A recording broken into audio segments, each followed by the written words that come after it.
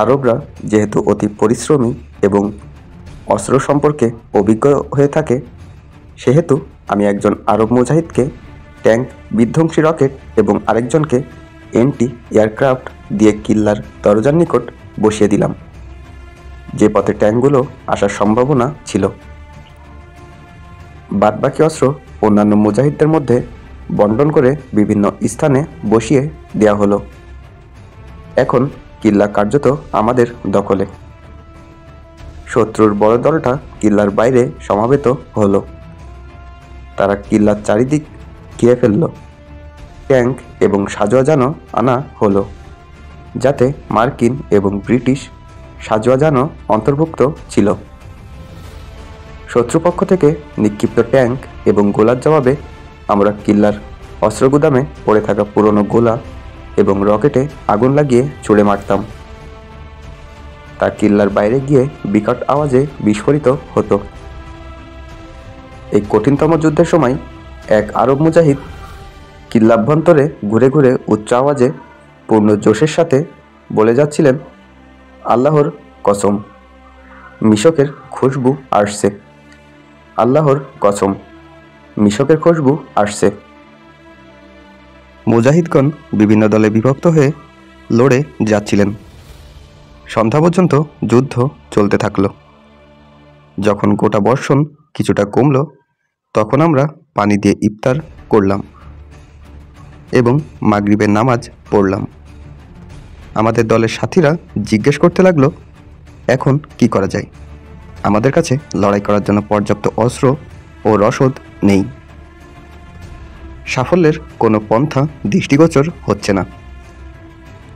আমি যেহেতু মাজার-ই শরীফের সমস্ত এলাকা সম্পর্কে অবগত ছিলাম, আমি পরামর্শ দিলাম যে কিল্লার দক্ষিণ পশ্চিম প্রান্তে অবস্থিত চূড়ায় হামলা করে তা কবজা করা যায়। ওই চূড়ার নিকটবর্তী বসতি পশতুনদের। রাতের আধারে ওখান থেকে বের হওয়া সহজ হবে। এক পর্যায়ে আমরা দক্ষিণ পশ্চিম চূড়ায় হামলা করে বসলাম, যেখানে দোস্তামের সৈন্যরা মোর্চা তৈরি করেছিল। তারা কিছুক্ষণ প্রতিবন্ধকতা সৃষ্টি করে তারপর চূড়া থেকে পিছু হটে পলিয়ে গেল। আমরা চূড়া দখল করে নিলাম। এবার কিল্লার বাইরে থেকে সেই চূড়ার উপর গুলিবর্ষণ হতে লাগলো। চূড়ায় ট্যাঙ্কের গোলা এসে লাগার আগে আমরা অন্ধকারের সুযোগ গ্রহণ করে কিল্লা থেকে অবতরণ করার সিদ্ধান্ত নিয়ে নিলাম। চূড়া থেকে পাগড়ি লটকিয়ে একজন সাথীকে দেয়ালের বাইরে নামানো হচ্ছে। 2-3 জন করে ধীরে গা বাঁচিয়ে বসতিতে ঢুকে পড়ল। দুশমনের লোকেরা ডানে বামের অলিগলিতে উপস্থিত ছিল, কিন্তু তাদের সম্পূর্ণ মনোযোগ ছিল কিল্লার দিকে। তারা এই দিকেই গুলি চালিয়ে যাচ্ছিল। প্রায় 30 জন আরব, পাক ও আফগান মুজাহিদ কিল্লা থেকে বাইরে লাফিয়ে পড়তে সফল হলো। আমি বাকি আরব মুজাহিদদেরকেও বের হওয়ার পরামর্শ দিলে তারা হয় বিজয় না হয় শাহাদাত বলে বেরিয়ে যেতে অস্বীকৃতি জানালো। যখন তারা কোনো মতেই যেতে সম্মত হলো না, তখন শেষ পর্যন্ত আমিও কিল্লা থেকে নেমে ধীরে ধীরে গ্রামের দিকে পা বাড়ালাম। কিল্লার বাইরে সৈন্য আরও সমবেত হচ্ছিল। অন্ধকারের সুযোগ নিয়ে মাজার-ই শরীফ থেকে বের হয়ে আমরা 3টি দলে বিভক্ত হলাম। 2 দল 4 বুর জকের দিকে রওনা হলাম এবং 1 দল বলখের দিকে। আমরা সারা রাত পায়দল চলে সকালবেলা বলখের এক গ্রামে গিয়ে পৌঁছালাম। যখন আমরা ওই গ্রামবাসীকে বললাম যে আমরা জঙ্গি কিল্লা থেকে এসেছি, তখন তারা আমাদের অবস্থা দেখে কাঁদতে লাগলো। তারা আগুন জ্বালালো, গরম পানি আনলো, আমাদের হাত মুখ ধুয়ে দিল। বারুদ, ধোঁয়া এবং মাটির কারণে আমাদের অবস্থা ছিল শোচনীয় এবং কয়েক প্রহর থেকে খানা না খাওয়ায় দুর্বলতাও ছিল অনেক।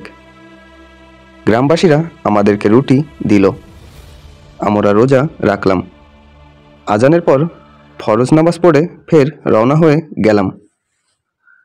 কমান্ডার এর গ্রামের ঠিকানা খুঁজতে খুঁজতে তার ডেরায় পৌঁছে গেলাম।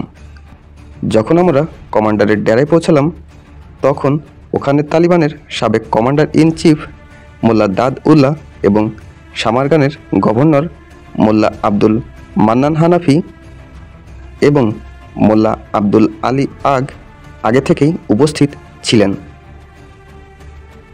তাদের সাথে মিলিত হয়ে অনেক আনন্দিত হলাম এবং আমরা 3 দিন পর্যন্ত তার ডেরায় কাটালাম। 3 দিন সংবাদ পেলাম দোস্তাম মার্কিন সৈন্যদের সাহায্যে কিল্লা এ জঙ্গি দখল করে ফেলেছে এবং শত শত মুজাহিদকে শহীদ করে দেওয়া হয়েছে আর কজনকে জীবিত গ্রেফতার করে নেওয়া হয়েছে।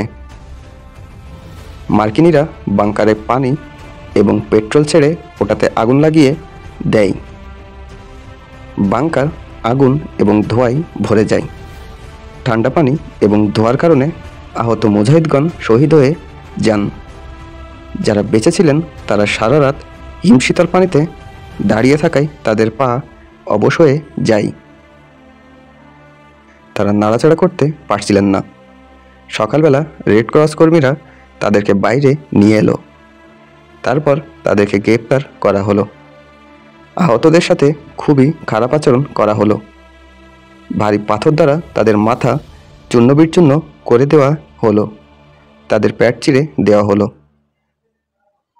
আমার কাছে এই খবর এসেছিল যে দোস্তাম মুজাহিদিনের উপর নিয়ন্ত্রণ প্রতিষ্ঠার জন্য 3য় দিন কমান্ডার মোল্লা ফজল আখুনকে কিল্লায় জঙ্গিতে নিজের সাথে নিয়ে এসেছিল যেন তিনি মুজাহিদিনকে অস্ত্র সমর্পণ করতে বলেন এবং যারা জীবিত লুকিয়েছিলেন তারা হামলা না করেন। দোস্তাম মোল্লা ফজল আখুনকে এটা দেখানোর জন্য নিয়ে এলো যে তিনি দেখে নেন যে তালিবান বিদ্রোহ করেছে, অথচ আমরা জানতাম ওখানে কি ঘটেছিল। কমান্ডার এর অনুপস্থিতিতে তার ডেরায় আমাদের কাছে তাদের সকল খবর পৌঁছাতে থাকে। 3য় দিন আমরা রাতের বেলায় গোপনে রওনা হলাম। আমাদের শঙ্কা ছিল যে কমান্ডার লোভে পড়ে আমাদেরকে দোস্তামের হাতে তুলে দিবে।